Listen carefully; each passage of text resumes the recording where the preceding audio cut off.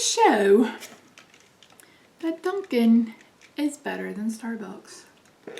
Fight me on it. I kid. Oh no, don't break.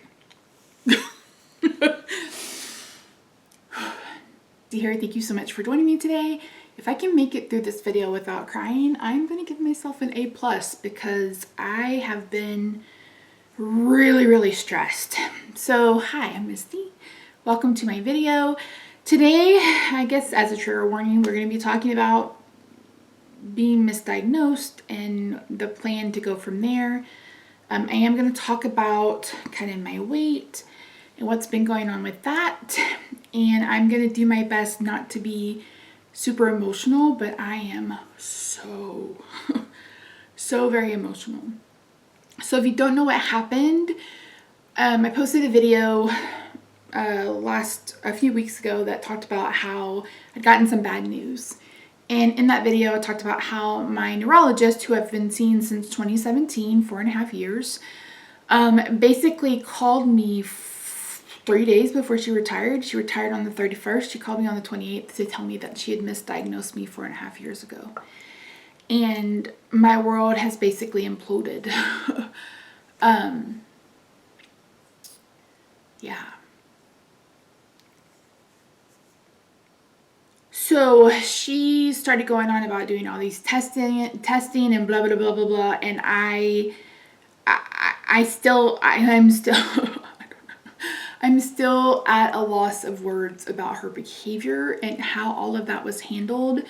I did call and I think I made a formal complaint. I have no idea. It's a maze of people and trying to get to the right person has been damn near impossible. And I don't know what else they can do because she's retired. So I don't know. I have not reached out to a lawyer. And even if I did, I'm not necessarily looking to sue. I just want to be protected in case something happens. My biggest concern is that it's going to be worse than what it already is, or that the treatment I've been doing has made me sick or something. That's really where my fear lies. So I have been talking back and forth with the nurse for my new neurologist and was trying to get a new appointment as quickly as I could because I really wanted to talk to her before I went through all this testing again. So through her nurse, she's like, she doesn't want there to be any bias. She wants me to redo the test. So the one I'm having is a SEMG. It's a single fiber nerve conduction study. And if you've never had one, never heard of it, they literally insert a needle, they're about yay big, into your wherever. And I think it goes into the muscle and then they basically electrocute you through that. And it's not comfortable in the least bit. At least with this, I think they will only do maybe 2 or 3 spots. Whereas when I had the full body one, we did 50, 60 on the first day, 50, 60 on the next day. It was absolutely awful. It's painful, stressful. So the earliest appointment I could get was February. I think I'm on the cancellation list. We'll see what happens. I have no idea. So the new neurologist wants a baseline and something that should compare now to what happened in 2017. So there. I thought I didn't see her until the end of March, but it's actually like March 8th or March 9th. So I feel a little better that there's a plan. I feel a little better that she's trying to go into this as non-biased as possible. So I am trying not to lose my ever-loving mind. I really am trying to not to lose. If you were with me in 2017 was the worst year of my life. It was awful. And I'm reliving it and it's awful. I mean, I literally spent the whole month of April 2017 thinking I had ALS and I was going to die. So I'm doing my best to stay strong, but I feel like I have had to stay too strong, and I am really at the end of my rope with all of this. So yeah, it's just been so flippin' stressful. So in that video, I talked about the Mayo Clinic and I talked about our bathroom remodel. As far as the bathroom remodel, we are at a point, like, we cannot, there's no stopping. We're under contract. The cabinets will be here in the next few days. Construction will start in a week or two. And we need it. Like, it has to happen. So that's not something that we need to skip on. Well, I mean, we're $60,000 into this, so there's no skipping out on that. As far as the Mayo Clinic goes, I'm going to give this new neurologist a chance. I'm going to let her know this is basically a job interview. And if I don't feel like she has my best interest at heart, or if I don't feel like we're going to be a good fit, then I'm going to ask to either be referred to the Mayo Clinic so I can get in and see a neurologist directly, or there is a service called Second MD. I don't know if you guys have heard about it, but that is actually how I ended up with my neurologist back in 2017, because I got connected with a neurologist at Columbia University in New York. And she said, you need to find a neurologist who subspecializes in neuromuscular junction disorders. And she said, then you need to have a single fiber nerve conduction study done. And I went to my regular doctor and I said, I need this and this. So he referred me, and the rest is kind of history. So yeah, and the person I spoke to and talked about it, I told her, I was like, at this point, I said, you guys really have to earn my trust, because I put my faith in this establishment for 4.5 years, and it feels like it was for nothing. And if I have been misdiagnosed, which I don't know that I have been, like, I feel like if it's not myasthenia, I still feel like it's a neuromuscular junction disorder. I've had 2 neurologists diagnose me with that right now. So if I do end up with a 4th opinion, we'll see, but I'm just trying to keep my head above water. We canceled our Hamilton tickets. I don't know if I mentioned to you guys that Hamilton is touring Dallas and Fort Worth, and Rob's like, why don't we choose that to do as our anniversary, which was so sweet of him, because he hates it. He hates it, and he was willing to endure it for me. But I called and canceled those tickets, or I just reached out to cancel those tickets. They were offering that option. And with the variants that are continuing to emerge, Texas continuing to pretend that it doesn't exist, and people who just don't mask, etc., it's just not worth the risk. I'm really trying hard to keep us healthy and keep it moving. The last thing I need is for either one of us to get sick. So I have a feeling Hamilton will tour for years and years, and I'll get to see it eventually. So, I mean, it was a bit of a bummer, because it was something we were both looking forward to, me more than him, of course, but I just think it's the best plan for us right now. So that's it on all the medical crap. So I started Wegovy. I think we've talked about this before. I started Wegovy in October or November. I ordered a refill, and the pharmacy was like, we don't have it, we don't have it, we don't have it. And then I don't know if you guys have, I don't even remember what it's called, but it starts with a C. It's some kind of weight loss program that's been advertising like crazy, where you get, medically, like a prescription. Well, what they're using is Wegovy.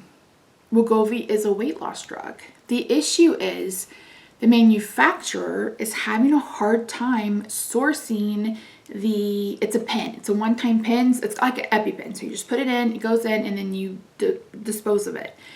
And so they're having a hard time, and there's a shortage. there's a shortage of Wegovy. So I reached out to my endocrinologist and I'm like, what am I supposed to do? And they gave me a couple of other pharmacies that I need to call tomorrow. But it's like, okay, if I can't get this, like if there's a shortage, what are we going to do? Because what are we going to do? What are we going to do? So I honestly don't know. Like I said, I've got to call tomorrow. I'm filming this on Sunday, so I'm gonna call tomorrow. I've got to call my diabetic medical supply too because I need a new transmitter and they have been dragging their feet. I honestly feel like they drug their feet, that way I would have to pay in 2022. We'll see. But if push comes to shove, then I'll just go back to using my regular meter. What else? I weighed in at 355, I think.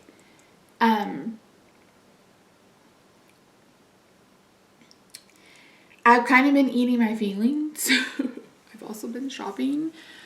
Secondhand, but still shopping. I mean, I can't overeat. Like, there's no overeating on this medication, but I have been having carbs. It hasn't kept my blood sugar too elevated. I've been like in the high 100s, low 200s. But it's something that I need to get away from. So this week I've meal planned. I'm making an egg loaf. I'm making these serious keto seed crackers. I'm having that with like cream cheese or with, you know, a deli meat and some cheese. I think I mentioned that I'm not necessarily doing keto. I'm kind of playing between the two. With this medication, I can't do a heavy fat meal because I just can't. It just can't happen. So I'm really having to play around to see what will work and what won't work. So there's that. But yeah, oh my word. Oh, I forgot to mention, I did ask about the infusions because I had one on Thursday and Friday.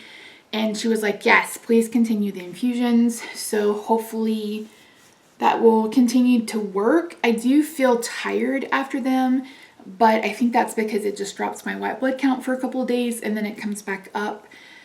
Yesterday, my brother and his girlfriend and my nephew came down and we went to eat dinner and just, you know, love on him for a little bit. And I was tired. I took 2 naps on Friday. I had a headache when I woke up Friday morning. It was day 2 of the infusion. So I slept for probably 2 hours during the infusion and then I slept for 2 hours after the infusion and then we went to bed like at 9:30. It just wears me out a little bit, but it does help. I feel like I have some relief in my arms. So we'll see what happens. But what else did I meal plan? I'm missing something. Oh, I found a low-carb chicken fajita soup on Pinterest, and I'm going to try to make that this week. Rob actually found chicken breast on the bone, skin on, at Walmart, and I was like, get them. So I'm going to roast those up and then use the chicken in the soup. What else? I think that's it. Oh, I'm probably going to make a cheesecake. Yeah, I'm really trying my hardest not to go too far off plan. I'm really trying my hardest to just put one foot in front of the other. I didn't pick a word of the year this year. This is probably the first time in 8-9 years that I haven't picked a word of the year. I think my word last year was self-care. But I